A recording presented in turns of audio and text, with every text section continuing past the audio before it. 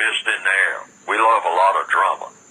Dark glasses and looking ominous and all this kind of stuff and dreadlocks and all the rest of it. I mean, to assert our manhood, that's a whole bunch of nothing. I mean, let's face it.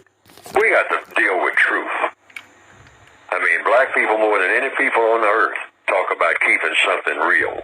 And we're the most unrealistic people that ever existed in the history of the universe. Because we won't, first of all, tell the truth about our prison-like state and the system of white supremacy. We have to understand the system that we're in and stop pretending. Stop being actors. Stop pretending to be fathers. Stop pretending to be mothers. Stop pretending to be something other than what we are, victims of white supremacy. Because now some people will say, well, if we look at ourselves as victims, that kills the spirit. No, it doesn't.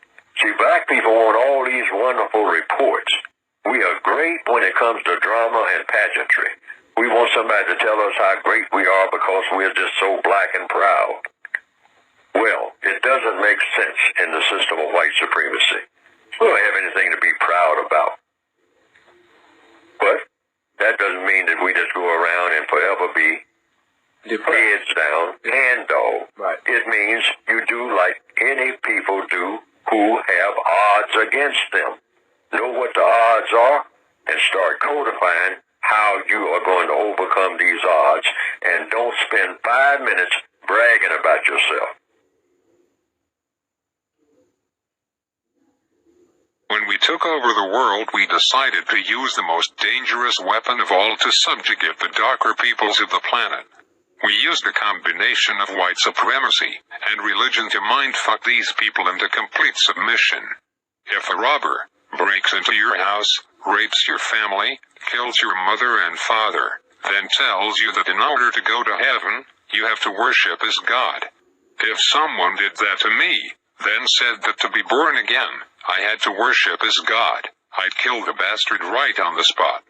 But you black people seem to have no problem worshiping the God of your enemies. Even worse is the fact that for all the praying that you have done, it seems like the God of the white man is just as racist as we are. Anytime you start believing in the God of your enemy, it pretty much means you're a complete idiot and a pussy, who is too far gone to confront his adversary. That's what they have set up. That's what they have in mind. So you turn the people and non-white people under the system of white supremacy are supposed to be monsters and monstrosities. Now, what's a monster? Just like a zombie, like a Frankenstein. And a monstrosity, and because it's just two types of people, victims of racism, and that's monsters and monstrosities. The monsters are the people who are roaming the street looking for somebody to rob, looking for somebody to carjack, and all like that. That's when I've turned into a monster. All right, now the other option I have is to be a monstrosity. Now, monstrosity is what I am, Neely Fuller. I'm a monstrosity because the white supremacists don't allow you to be anything else under their system. Now, what's a monstrosity? A person who does things and it looks like what they're doing is making sense, but what they're doing is really supporting the system of racism, but doing it in a refined way. The monster is not doing it in a refined way. These are the people who are going to prison, filling up the prisons for gangbanging, for carjacking, for robbery, for home invasion, they call it, and all like that. Things like that. I mean, brute force. Walking the street cursing people out on the cell phone. I mean, just using every type of curse word that they ever heard. I mean, try to put it in that conversation. Try to squeeze it in there some kind of way. I mean, because, you know, you're just, and letting everybody know that you're doing it by talking loud while you're doing it. Walking down the street with a cell phone and MF this and the B word and every kind of word that you ever heard in the English language in the Northwestern Hemisphere that you can crowd into that. The only thing black people value, really, because we've been trained, is what? Impressing other black people.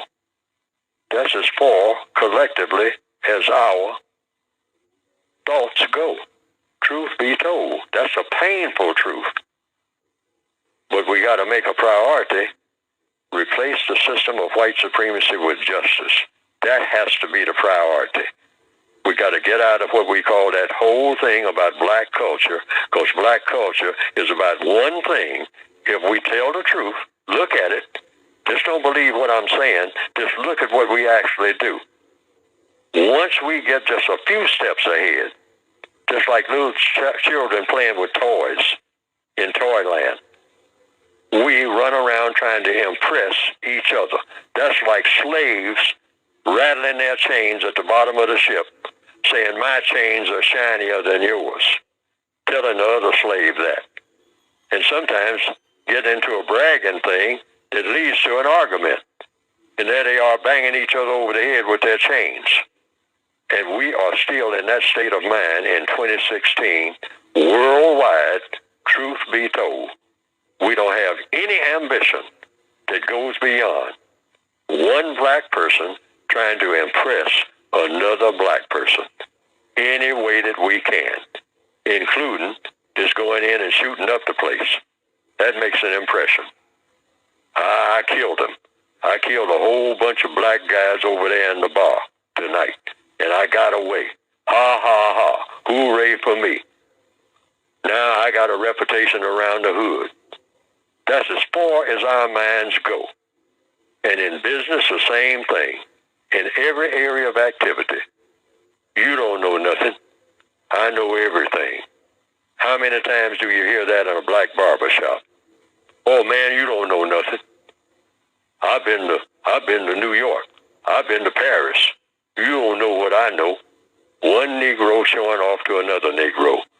Black people making a priority for their entire lives of showing off their shiny chains that were put on them by the white supremacists to other black people and calling it life.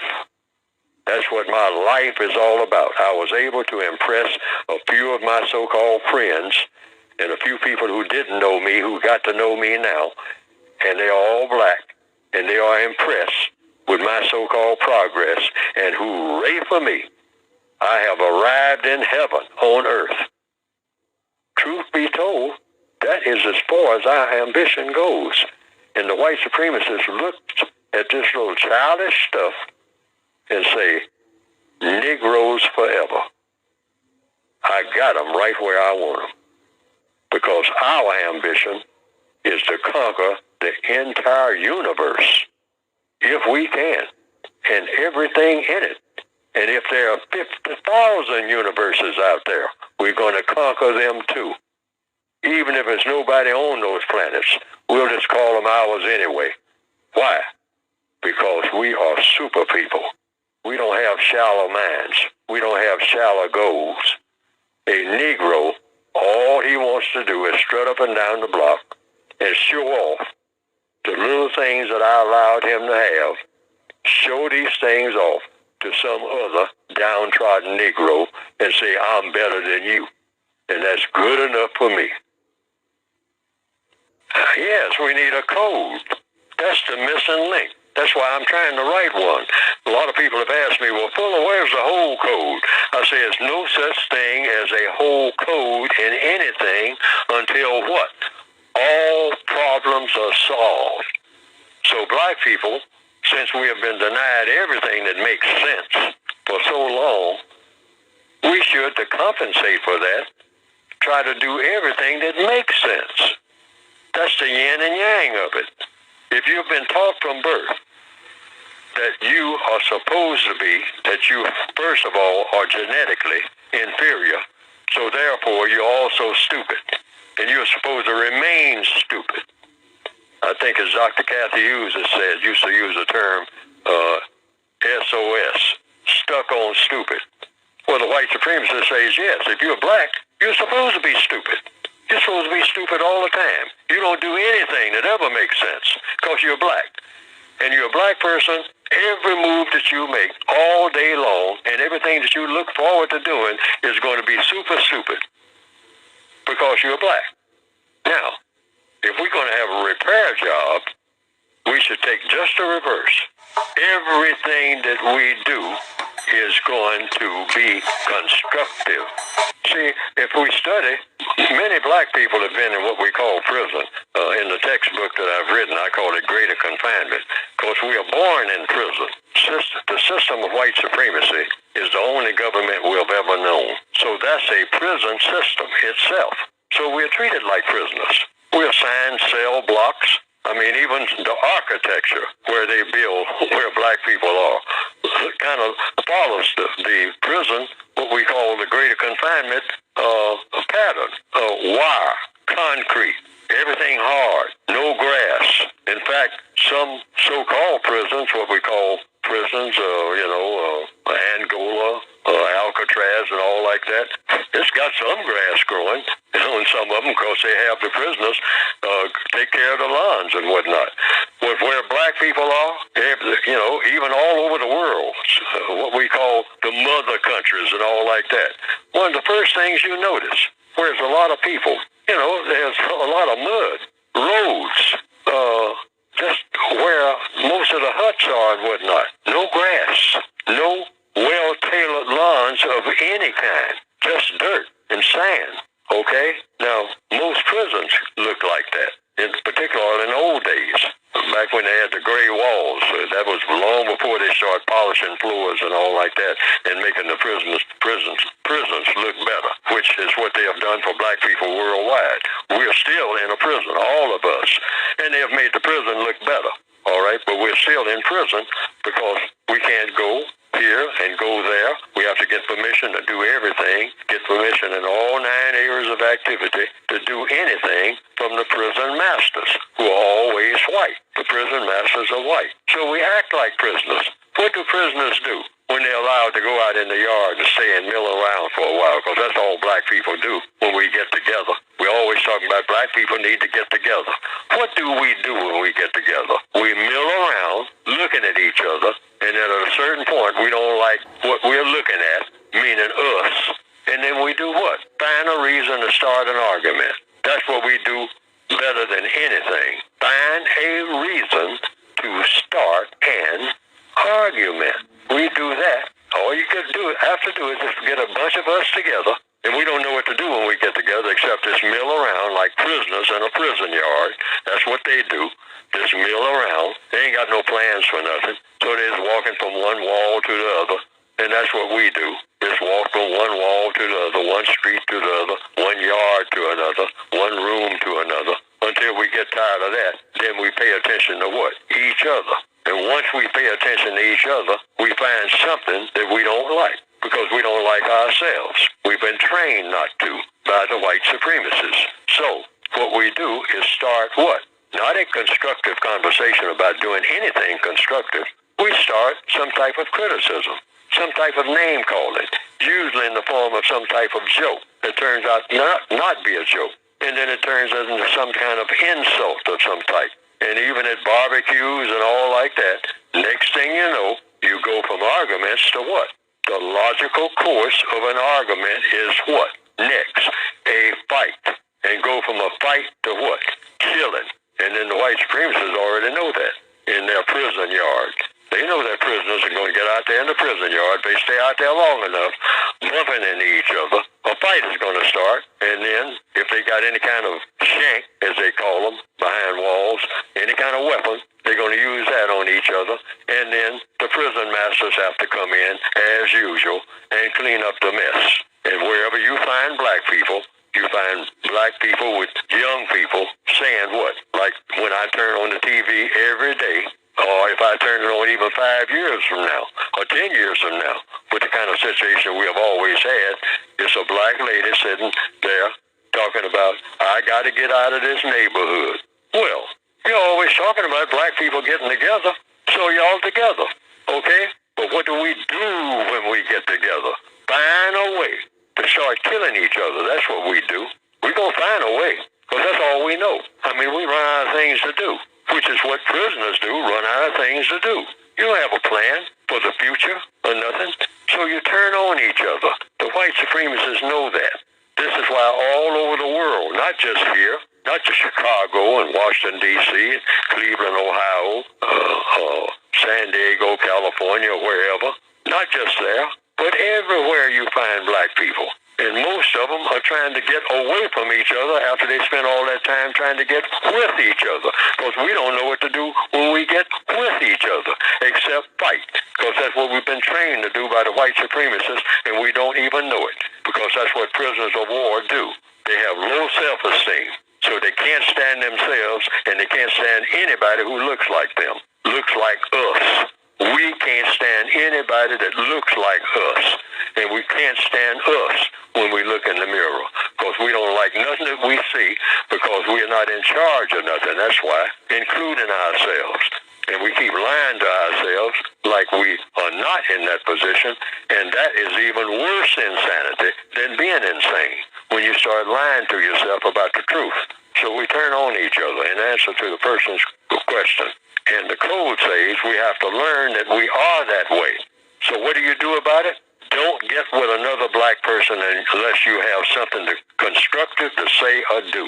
Now, if you don't remember anything else that's said in this program, because we've been talking about the problem all this time, almost for 2 hours, like we do every time. But I like to talk about the code says it's about problem solving. So how do you solve that problem? Black people are always turning on each other. Every time we get together, everybody starts an argument, and the next thing you know, we do what we do best, turn on each other, go at each other full tilt. And then the white supremacists have to come in and clean up the shell casings all over the place. All right? And then we're pleading with them, please, master, get me out of here. Get me out. I got to get straight out of Brooklyn. I got to get straight out of Compton. I got to get straight out of what, boy? Straight out of what, gal? Straight out of where people that look like me are. Because it's hell here. Every time we get together, it's hell. Master, please send me somewhere else. Well, somewhere else like where, boy? Don't you like being with your own people? Send me where you at. Okay, you want to come where I am? Yeah, because it's safe over there. It makes more sense over there. People act like they got a little bit of sense. I want to go there. So we move there, okay? And then what do? I kind of miss my homies, you know? I kind of miss them. I don't know how to relate to these white folks. So what do? You petition and say, we need to bring some black people in here. Those are the same black people you just got through running from. Like right now, as we talk, all over the world, I'm talking about all over the world now, black people. Black people are asking one question, many of them, the most educated ones. Let me out of here, away from these other black people. Which way did the white people go? I got my babies in my arms, one in each arm, and I'm getting on the first boat that look like it ain't got a lot of leaks in it, and take me across this ocean and find some white folks somewhere, so that I can get my life together, start my life all over again, because it is pure hell wherever you find people that look like me. After I spent all my life trying to get with them, now I got to spend the rest of my life trying to get away from them, because they're giving me hell. People that look like me. Now, either I'm telling the truth, or the stuff that I read and hear and see ain't there. Because I'm going by what I see and what I have always seen. I have never, ever seen it any different from that. Period. Well, probably all of the above, if I understand your question. See, if a fish, the nature of a fish is born in water. So the fish is not aware of water until the fish is out of the water. Okay? Because that's the natural habitat of a fish. Now, if you're born in prison, and black people are born in prison, non-white people are born in a prison called, and the name of that prison is the system of white supremacy, you're just not aware that you're in prison. You think this is situation normal. I mean, you know, hey, what's wrong with people? I mean, you know, talking about some kind of racism, what is that? I mean, you know, I go where I want to, do what I want to, what are you talking about? Why? Because if you're born in a situation, if you're born in a prison cell, and you never go out of that prison cell, your whole world is a prison cell. I mean, even a mouse understands that. Or a bird in a cage. A bird born in a caged bird, as Maya Angelou would say. I mean, it's just singing. I mean, you know, hey, I mean, it's happy. Like black people, you know, on the plantation. You know, the happy darky, they called us. All right? Hey, and you say something about slavery. I ain't no slave. What you talking about? Zippity-doo-dah. I'm happy. I got a banjo, got my gal, got my song. What you talking about? See, now that's a firmly indoctrinated person, all right, who is not aware of his situation. And for the most part, here in 2018, the non-white people of this planet are not aware that they were born in a prison called the system of white supremacy, and that they are prisoners of war in that prison, and that no one is seriously telling them this in words that they can understand. And that makes all the difference in the world in how people behave, because we consider this situation normal, which it is. Why is it normal, quote unquote? Because it's always been that way for the people who are on this planet right now. Maybe thousands of years ago it wasn't that way, but that's the way it is in 2018. So it's natural, you might say, if you want to use that word, for non-white people to not understand that they are prisoners of war when they are born in prison and never known anything else other than that. In economics, in education, in entertainment, labor, law, politics, religion, sex, and war. They are war prisoners. They are war prisoners, prisoners of that war. Already born that way, in prison, behind those walls. Absolutely, and they do it even at the what we call the lowest level. They'll tell you that you are now a high school graduate. You say, well, how am I a high school graduate? Because I said so, and here's a piece of paper that I made out 15 minutes ago, and I put your name on it, and I'm giving it to you. Because I'm the one who determines what people know and what they don't know. I'm the God here. So I'm saying that you know these things. And so you take the piece of paper and you look at it and you say, now, okay, that's nice. This sure is pretty. You know, it looks good. Got my name on it too. Say, okay, I gave you the piece of paper saying that you now have a degree of knowledge that I have given you. And I put your name on it that I have given you. And you say, okay, now what can I do with this? I'll talk to you about that later. Well, what do I do in the meantime? Just try to stay out of trouble. That I'm going to see to it that you get in.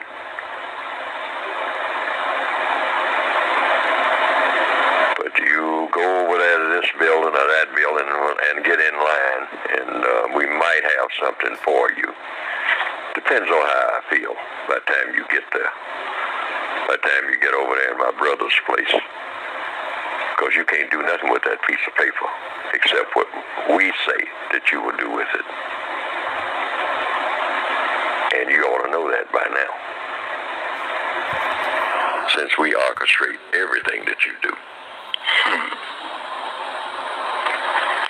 So when black people start talking about, well, I mean, where did Neely Fuller get his degree in fighting racism, you tell them that he doesn't have one and nobody else has.